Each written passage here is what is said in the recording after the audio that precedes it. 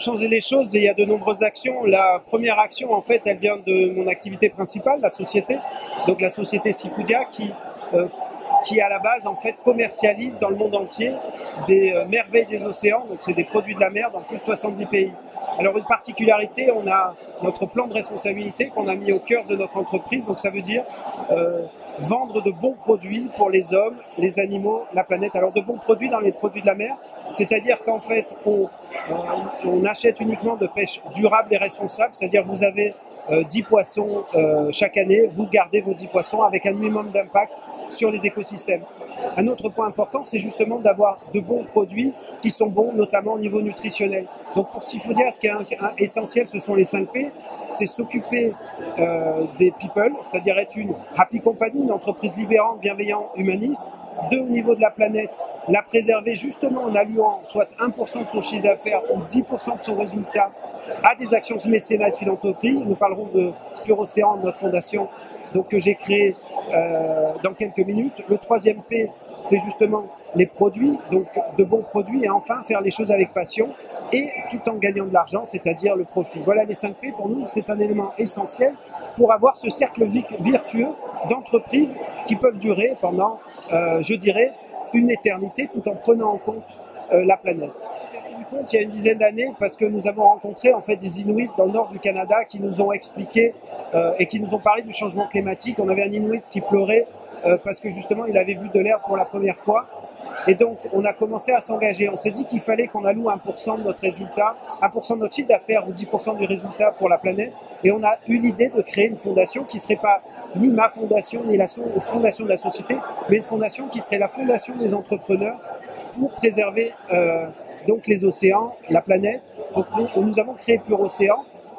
Et Pure Océan, en fait, avec des scientifiques, nous allons financer des programmes de recherche, de la recherche appliquée. Et donc, c'est des appels d'offres. Nous en avions eu l'année dernière et c'était la première année. 65 projets qui nous ont été proposés de 20 pays. Ce sont des jeunes scientifiques de laboratoires de recherche qui nous ont proposé des projets. Alors, qu'est-ce qu'on finance concrètement? C'est par exemple un programme de recherche à partir de satellites qui, de là-haut, vont pouvoir étudier justement la pollution et les écosystèmes fragiles et donner des données aux scientifiques. C'est par exemple l'IADN de certaines espèces, dont les requins, qu'on va étudier.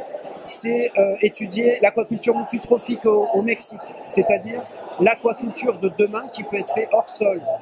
C'est certains programmes de recherche sur le deep blue, c'est-à-dire ce qui se passe au fond des mers. Voilà. Et c'est toutes ces recherches qui peuvent avoir vraiment un impact important parce que aujourd'hui, comme on ne le sait pas assez, vous avez 70% de la surface de la Terre, ce sont les océans. Vous avez 93% de la biodiversité qui est dans les océans, c'est-à-dire que nous, les girafes, les fourmis, nous sommes que 7% en fait de la biodiversité sur Terre et 93% c'est au fond de la planète. Et sur ces 93%, ce qui est passionnant, c'est que vous avez encore 90% en fait des espèces à découvrir. Donc Pure Océan, c'est aller essayer justement de comprendre cette innovation, cette recherche au fond des océans et le mettre au service de l'humanité demain. Donc ce sont des entreprises comme la mienne. Et aujourd'hui, nous sommes plus déjà de 60. Notre target cette année, c'est de lever 1,2 million d'euros. Nous sommes bien partis pour le faire. Et on espère aller beaucoup plus loin, justement en faisant la promotion de cette innovation. Donc concrètement, notre message, c'est que toutes les entreprises aujourd'hui doivent s'investir avec leur propre fondation ou des fondations comme la nôtre. Mais évidemment, il est essentiel de prendre en compte la planète, les people et de faire des produits qui sont bons pour les hommes.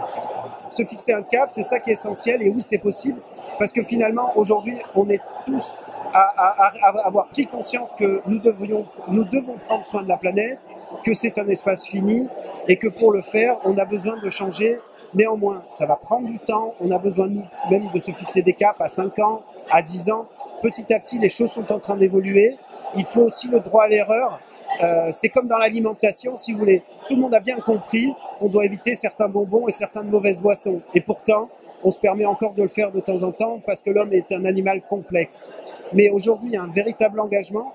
Je crois que l'État, mais surtout les entreprises en ont pris conscience et la société civile. Dès lors, je suis complètement convaincu qu'on est rentré dans un nouveau paradigme et que les organisations, les entreprises qui ne le prennent pas en compte disparaîtront très rapidement.